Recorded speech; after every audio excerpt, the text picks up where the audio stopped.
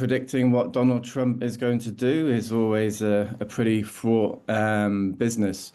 Obviously, the ultimate security guarantee for Ukraine would be NATO membership, which is off the table for now.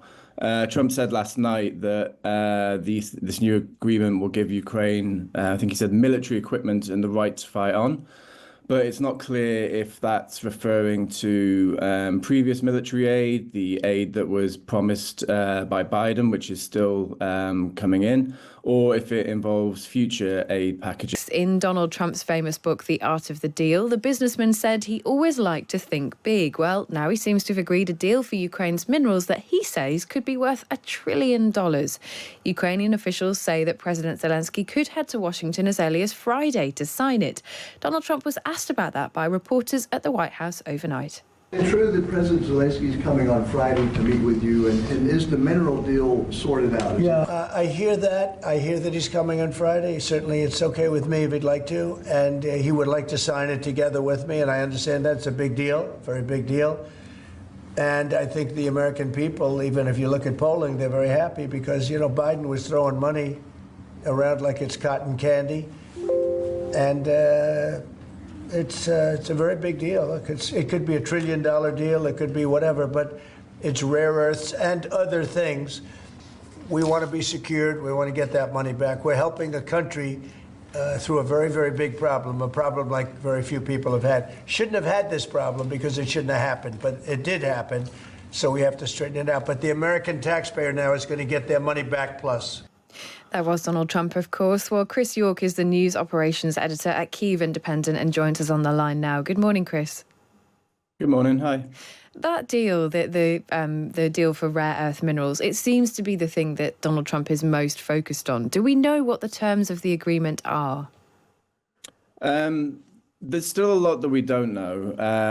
The main difference between the version that was agreed upon last night and previous versions rejected by Zelensky is that the US seems to have dropped this figure of $500 billion, which was an extortionate amount of money and way above what the US has given Ukraine.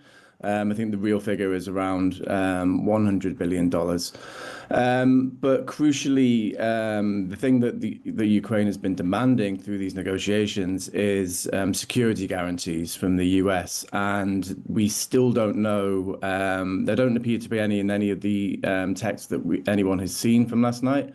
So we still don't know what those security guarantees, if there are going to be any, what they might be. So that's really important, isn't it? And that really is what Ukraine will be focusing on, no doubt. Is this, therefore, a gentleman's agreement? Is the sort of idea that President Zelensky heads over to see Donald Trump and that Trump will agree verbally to provide security guarantees, even if they're not in that deal? Is that the hope? It might be the hope, but predicting what Donald Trump is going to do is always a pretty fraught business. Obviously, the ultimate security guarantee for Ukraine would be NATO membership, which is off the table for now. Trump said last night that this new agreement will give Ukraine, I think he said, military equipment and the right to fight on. But it's not clear if that's referring to previous military aid, the aid that was promised by Biden, which is still coming in, or if it involves future aid packages. You mentioned the money there, and we've been back and forth on these numbers. Over the last couple of days, Donald Trump has ranged between saying that the US has given $300 billion, $350 billion. He asked for $500 billion back in this deal. What is the accurate number, and how much has been given in kind of loans, and how much would the US be realistically trying to get back? Well, Zelensky said a few days ago that the real figure is around $100 billion, and that includes both military aid and humanitarian aid. And when that money was given by the Biden administration, there wasn't any, well, particularly with the military aid, there wasn't any agreement signed by Ukraine that they would have to pay the money back. And also a thing that a lot of people forget, particularly in America, is that the billions in dollars of US aid that has gone to Ukraine, it's not bags of cash that have been ferried over to Ukraine. Like, a lot of it has been reinvested in America's defense industry. And so it's actually helped the American economy a lot. And that's a detail that seems to be missed a lot when we start talking about these deals in Trump's sort of transactional terms. So why has Zelensky agreed to any deal at all then in that case?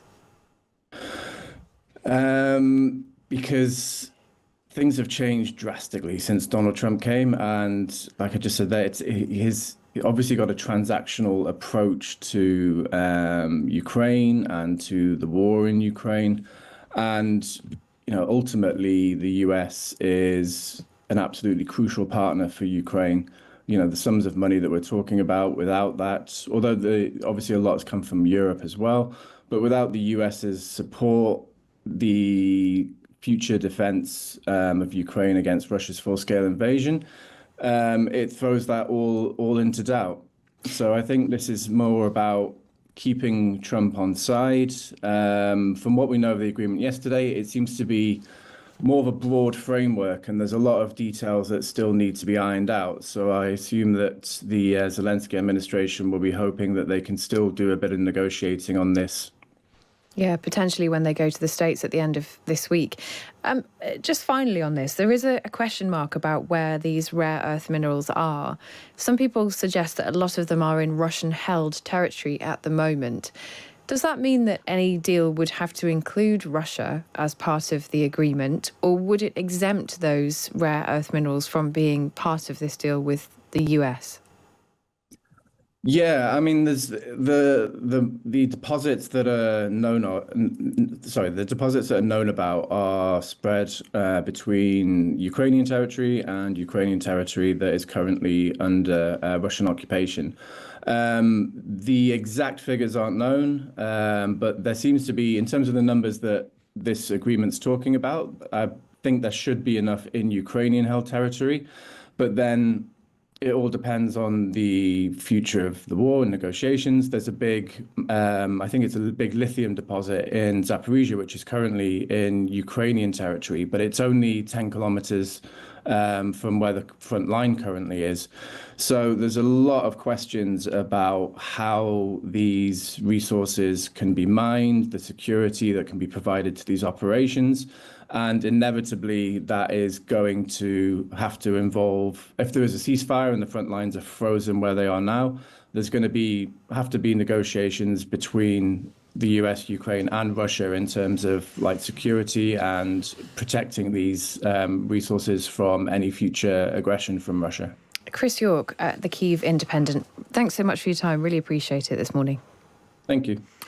And that point at the end there that Chris was making about where these deposits are, it may well help us understand the scope of this security agreement, because if, as Chris says, the deposits are held in an area that is disputed or close to the front line, there is an incentive for America to make sure that the war does not reignite if they can agree a ceasefire, and also that they can prevent any further fighting if their interest is in extracting these minerals. If part of the deal, though, might be to let Russia exploit some of these minerals as well, and that's the unspoken thing. This could be completely wrong, but the fact that Donald Trump talks about it as $1 trillion, and we just heard there the figure might be 100 billion, that's a massive order of magnitude difference. So it suggests to me that Donald Trump doesn't know what this deal is, or it means, or how it might be enforced, which could be a problem, and therefore it smacks a little bit of a sort of mafioso approach to the world, which is a pretty nice country you got there.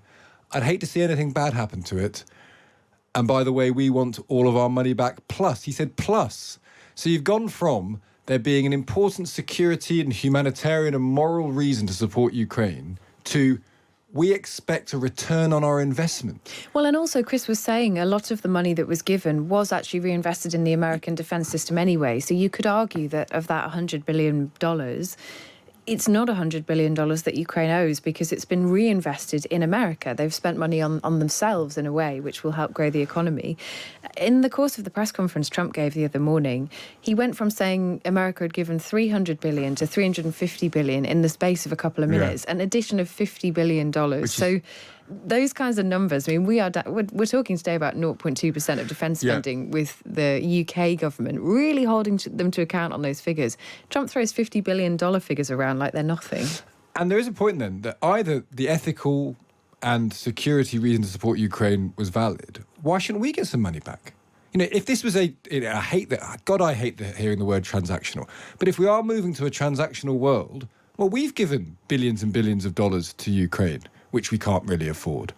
They've got these rare earth minerals. If that's the deal, if the deal is you get security, we get our cash back plus, why is that good for America but not good for the UK and Europe, except for the fact that we're all rolling over for America? Well, and some of it was given in loan guarantees, and there will be some deals done in order to rebuild Ukraine in terms of investment that might be reciprocal. Plus, there is also the issue of the frozen Russian assets, which is around $300 billion, I think. It's often in EU and UK, essentially transactions. So there is the question of where that money goes to rebuild and whether or not Europe would have to contribute to that. But it's a really good question.